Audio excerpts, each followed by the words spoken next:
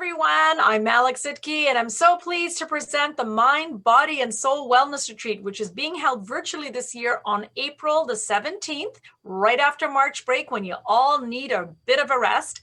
And with me today, I'm so pleased to present Laura Brailsford, who's going to be our facilitator for the yoga session. So welcome, Laura.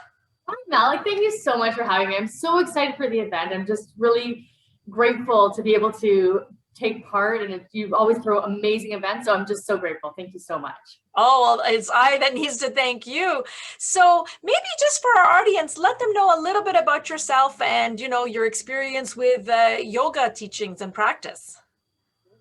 So I actually have a history of movement that dates back to when I was 3 years old. So I started dancing at the age of 3. I carried that into my major in high school was dance, as was my major in university. So I studied a Bachelor of Fine Arts at Ryerson University. And dance was just always something and movement was just always something that was so with me. It was just my source of creativity and my outlet for creativity. And I just always loved dancing. I loved movement. And as I got a little bit older, I continued to dance, continued to teach. But I felt like I needed a little bit of grounding. I needed some balance in my life. I was, dealing with some things that I just felt like I needed another tool in my tool belt. So I went out and I did a meditation certification. I did a mala making class, so I make my own meditation beads. And then I also did my yoga teacher training. And I was trained in Shivananda, which is more of a militant style of yoga, as well as flow, Kaila Kupla's flow, which I've really embraced because it's similar to dance for me. So I've been teaching yoga now for 2 years, but I've been teaching dance for 20 years, something like that. Wow. So yeah, it's been great. Really good. Good. And so what can people expect at the session? I mean, I've had people say to me, what do I wear to the retreat? Do I have to wear yoga pants? And do I have to be in excellent shape? Because I'm not a yogi, right? So what should we be telling them? So here's the difference between a standard yoga class and what I teach. So because I come from a dance training, I honor the stillness in movement, if that makes sense. I honor the stillness in movement. So in my class, you're going to see a little bit more of a flow. There's almost a little bit more of a dance to it. I use a lot of breath, as you should, because breath is really the foundation of the postures.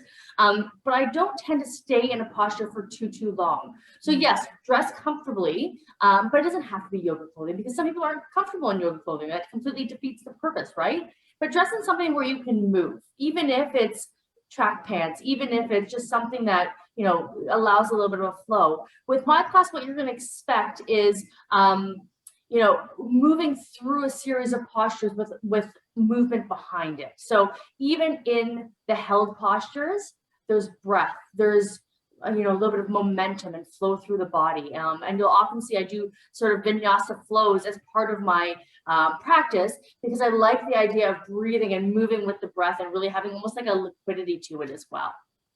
Yeah. Very cool. Okay. And so, and I love where you are. I love the studio. Maybe just if you want to do like a little pose or something before we end off the interview, that would be great.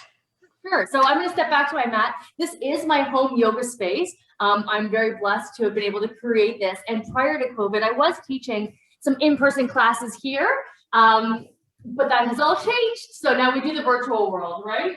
Right, exactly. Here I am, back in my yoga mat. I'm just going to straighten it up just a little bit.